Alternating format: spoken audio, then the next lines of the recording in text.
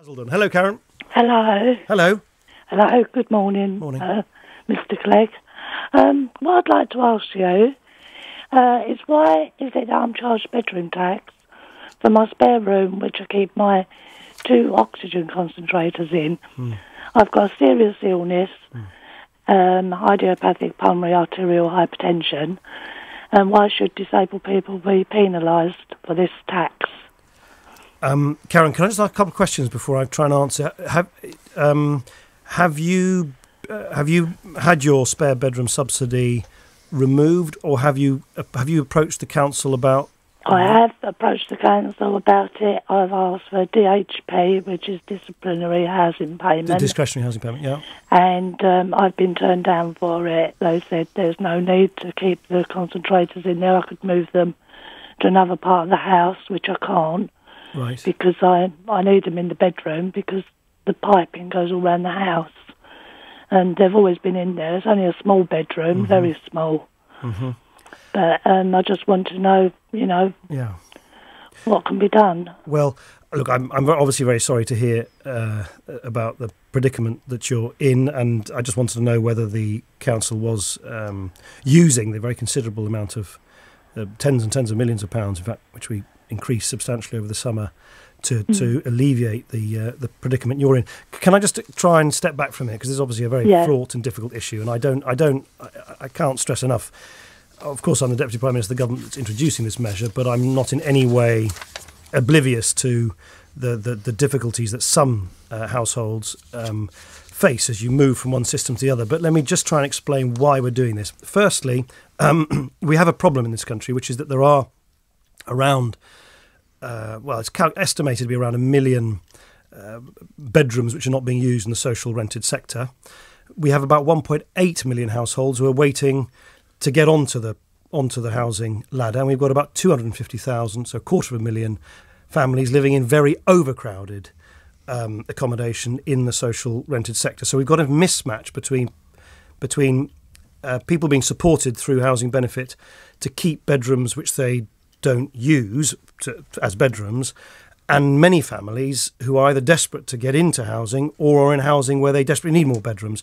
And so we need to try over time to make sure that we match, if you like, the need for space with the space available. That's the first point. The second point is that previous governments have actually made exactly this change in the private rented sector. So if, say, Karen, your neighbour was receiving housing benefit but was renting a house privately, they would only receive housing benefit for the number of bedrooms which they need in that privately rented home.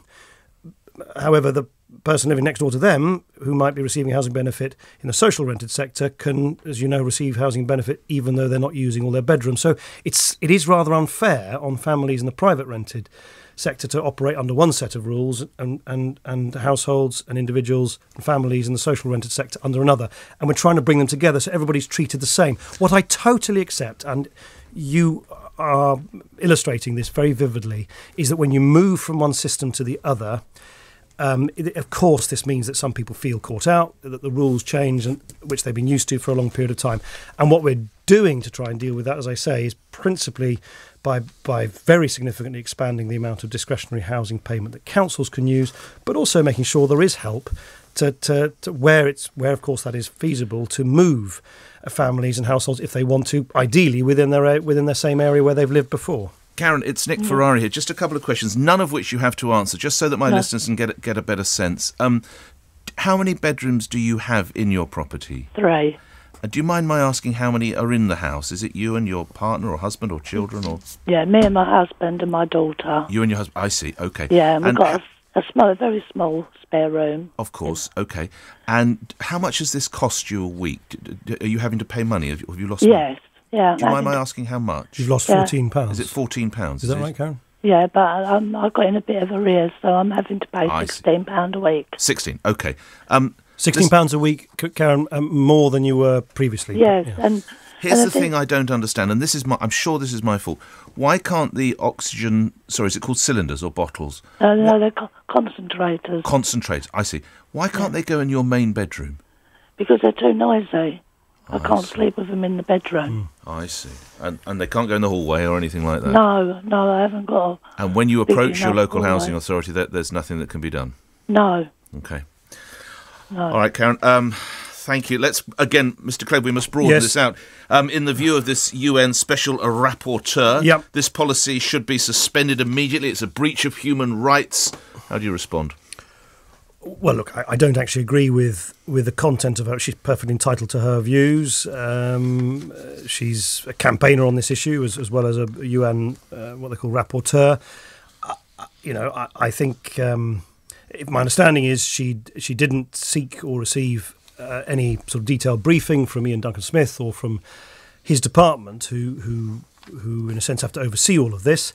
So it's not actually a report that I think has been as objectively or as well researched as it could have been.